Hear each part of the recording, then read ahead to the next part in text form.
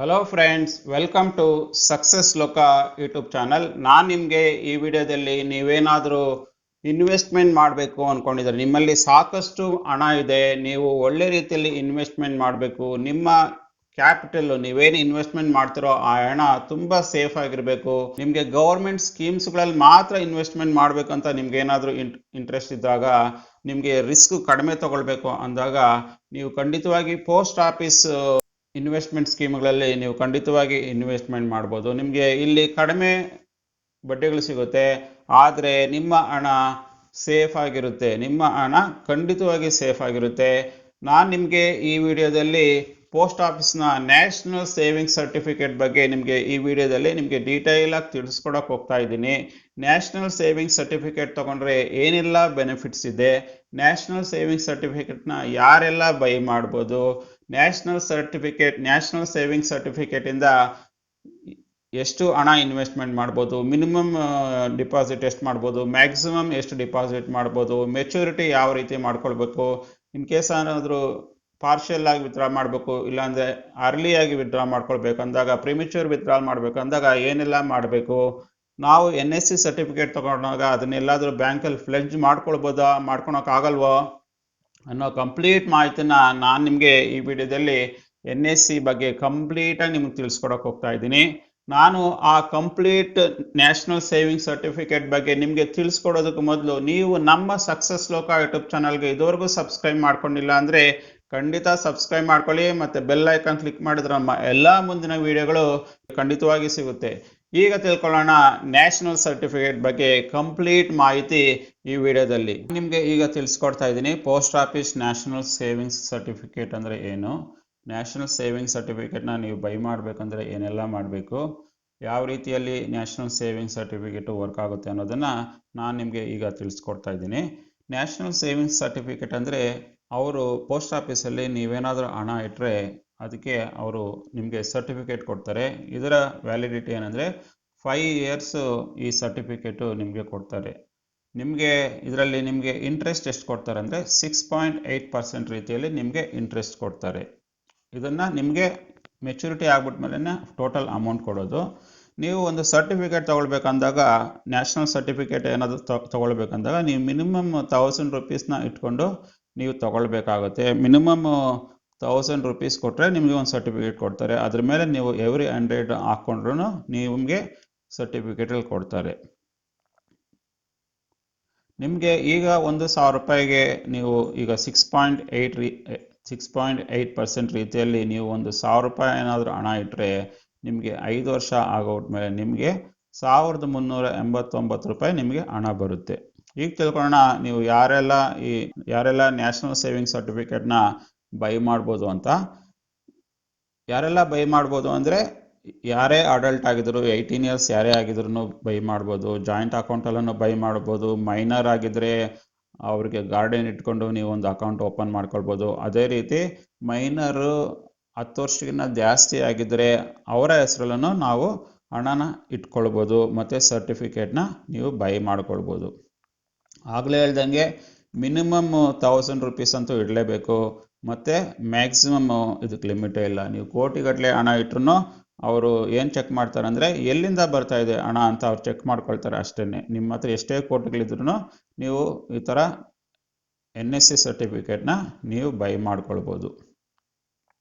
ಮತ್ತು ನೀವು NSC certificate ತಗೊಂಡಾಗ ನಿಮಗೆ ಇನ್ಕಮ್ ಟ್ಯಾಕ್ಸಲ್ಲೂ ರಿಬೇಟ್ ಸಿಗುತ್ತೆ. ನೀವು ಅಂಡರ್ 80C ಸೆಕ್ಷನಲ್ಲಿ ಇನ್ಕಮ್ ಟ್ಯಾಕ್ಸ್ ಆ್ಯಕ್ಟ್ ಪ್ರಕಾರ ನಿಮಗೆ ರಿಬೇಟು ಸಿಗುತ್ತೆ. ಇದೊಂದು ಅಡ್ವಾಂಟೇಜು. ನೀವೇನಾದರೂ ಸ್ಯಾಲರಿಡ್ ಎಂಪ್ಲಾಯಿ ಆಗಿದ್ದರೆ, ನೀವೇನಾದರೂ ಒಂದು ಬಿಸ್ನೆಸ್ ಮಾಡ್ತಾಯಿದ್ರೆ, ನೀವೇನಾದರೂ ನಿಮಗೆ ಟ್ಯಾಕ್ಸ್ ರಿಬೇಟ್ ಬೇಕು ಅಂದರೆ ನೀವು ಖಂಡಿತವಾಗಿ NSC ಸರ್ಟಿಫಿಕೇಟ್ ತೊಗೊಂಡ್ರೆ ನಿಮಗೆ 80Cಯಲ್ಲಿ ನಿಮಗೆ ಇನ್ಕಮ್ ಟ್ಯಾಕ್ಸ್ ಇರುತ್ತೆ. 80C ಅಂದರೆ ನಿಮ್ಗೆ ಹತ್ರ 1.5 ಲಕ್ಷದವರೆಗೂ ನೀವು ಸೇವಿಂಗ್ಸ್ ಮಾಡಿದ್ರೆ ನಿಮಗೆ ಇದರಿಂದ ರಿಬೇಟ್ ಸಿಗುತ್ತೆ.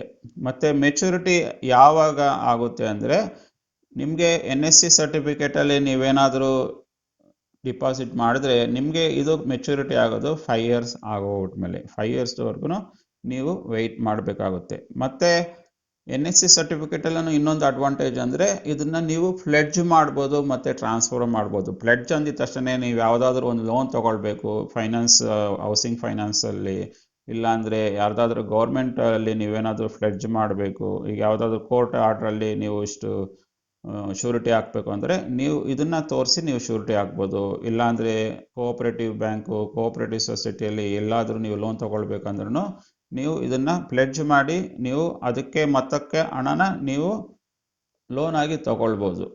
ಇದು ಒಂದು ಅಡ್ವಾಂಟೇಜು NSC ಸರ್ಟಿಫಿಕೇಟಲ್ಲಿ. ಮತ್ತು ಪ್ರೆಮೆಚೂರ್ ಕ್ಲೋಸ್ ಅಂದಿದ ತಕ್ಷಣ ಇನ್ ಕೇಸ್ ನಾವು 5 ವರ್ಷ ಈ ಸರ್ಟಿಫಿಕೇಟ್ ತೊಗೊಂಡ್ಬಿಟ್ಟಿದ್ದೀವಪ್ಪ, ನಮಗೆ ಕಾಸು ಬೇಕೇ ಬೇಕು, ನಾವು ಇದನ್ನು ನಾವು ಪ್ರೆಮೆಚೂರ್ ಆಗಿ ನಾವು ಕ್ಲೋಸ್ ಮಾಡ್ಕೊಳ್ಬೋದು ಅಂದರೆ NSCನ ಯಾವುದೇ ಕಾರಣಕ್ಕೂ 5 ಇಯರ್ಸ್ಗೆ ಮೊದಲು ಮೆಚುರಿಟಿ ಮಾಡೋದಕ್ಕೆ ಬಿಡೋದಿಲ್ಲ, ಎಕ್ಸೆಪ್ಟ್ ಕೆಲವು ಕಂಡೀಷನ್ಸ್ಗಳಿದೆ.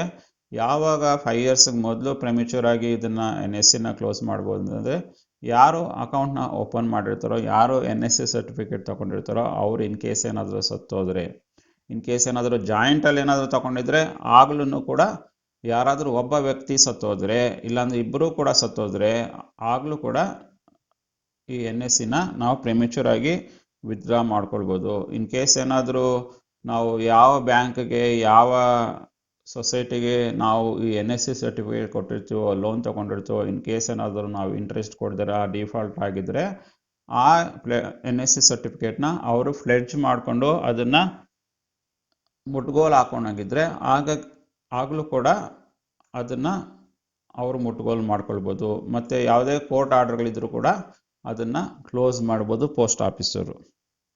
ಈಗ ತಿಳ್ಕೊಳ್ಳೋಣ NSC ಸರ್ಟಿಫಿಕೇಟ್ನ ಒಂದು ಪರ್ಸನ್ನಿಂದ ಇನ್ನೊಂದು ಪರ್ಸನ್ಗೆ ಟ್ರಾನ್ಸ್ಫರ್ ಮಾಡ್ಬೋದು ಅಂತ.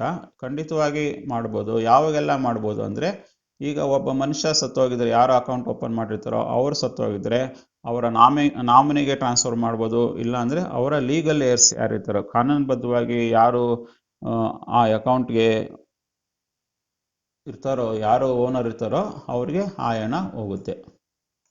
ಅದೇ ರೀತಿ ಜಾಯಿಂಟ್ ಹೋಲ್ಡರ್ಸಲ್ಲಿ ಇಬ್ಬರು ಸತ್ತೋದ್ರೂ ಕೂಡ ಅಕೌಂಟು ಕ್ಲೋಸ್ ಆಗುತ್ತೆ. ಅದೇ ರೀತಿ ಕೋರ್ಟಲ್ಲಿಂದ ಆರ್ಡ್ರ್ ಬಂದ್ರೂ NSC ಸರ್ಟಿಫಿಕೇಟು ಅವ್ರಿಗೆ ಟ್ರಾನ್ಸ್ಫರ್ ಆಗಿಬಿಡುತ್ತೆ. ಮತ್ತು ಎಲ್ಲಾದರೂ ಫ್ಲೆಡ್ಜ್ ಮಾಡಿದರೆ ಅದರಿಂದ ಕ್ಲೋಸರ್ ಆರ್ಡರ್ಸ್ ಬಂದ್ರೂ ಆಗಲೂ ಕೂಡ NSC ಸರ್ಟಿಫಿಕೇಟ್ ಕ್ಲೋಸ್ ಆಗಿ ಅವ್ರಿಗೆ ಹಣ ಟ್ರಾನ್ಸ್ಫರ್ ಆಗಿಬಿಡುತ್ತೆ. ಇದು ಕಂಪ್ಲೀಟ್ ಡೀಟೇಲ್ಸು NSC ಸರ್ಟಿಫಿಕೇಟ್ ಬಗ್ಗೆ. ನಾನು ಈ ವಿಡಿಯೋದಲ್ಲಿ ನಿಮಗೆ ಕಂಪ್ಲೀಟ್ ನ್ಯಾಷನಲ್ ಸೇವಿಂಗ್ ಸರ್ಟಿಫಿಕೇಟ್ ಬಗ್ಗೆ ಕಂಪ್ಲೀಟಾಗಿ ಮಾಹಿತಿ ಕೊಟ್ಟಿದ್ದೀನಿ. ನಿಮಗೆ ಈ ಕಂಪ್ಲೀಟ್ ಮಾಹಿತಿ ಇಷ್ಟ ಆಗಿದೆ ಅಂದ್ಕೊಂಡಿದ್ದೀನಿ. ನಿಮಗೆ ಈ ವಿಡಿಯೋದಲ್ಲಿ ತಿಳಿಸಿರುವ ಎಲ್ಲ NSC ಇನ್ವೆಸ್ಟ್ಮೆಂಟ್ ಸ್ಕೀಮ್ ಬಗ್ಗೆ ನಿಮಗೆ ಕಂಪ್ಲೀಟಾಗಿ ಇಷ್ಟ ಆಗಿದ್ರೆ ಖಂಡಿತ ಲೈಕ್ ಮಾಡಿ. ಮತ್ತು ನೀವು ನಮ್ಮ ಸಕ್ಸಸ್ ಲೋಕ ಯೂಟ್ಯೂಬ್ ಚಾನಲ್ ಇದುವರೆಗೂ ಸಬ್ಸ್ಕ್ರೈಬ್ ಮಾಡ್ಕೊಂಡಿಲ್ಲ ಅಂದರೆ ಖಂಡಿತವಾಗಿ ಸಬ್ಸ್ಕ್ರೈಬ್ ಮಾಡ್ಕೊಳ್ಳಿ. ಮತ್ತು ಬೆಲ್ ಐಕಾನ್ ಕ್ಲಿಕ್ ಮಾಡಿದ್ರೆ ನಮ್ಮ ಎಲ್ಲ ಮುಂದಿನ ವಿಡಿಯೋಗಳು ನಿಮಗೆ ಖಂಡಿತವಾಗಿ ಸಿಗುತ್ತೆ. ನಾವು ಸಿಗೋಣ ಮತ್ತೊಂದು ವಿಡಿಯೋದಲ್ಲಿ. ಅಲ್ಲಿವರೆಗೆ ಬಾಯ್.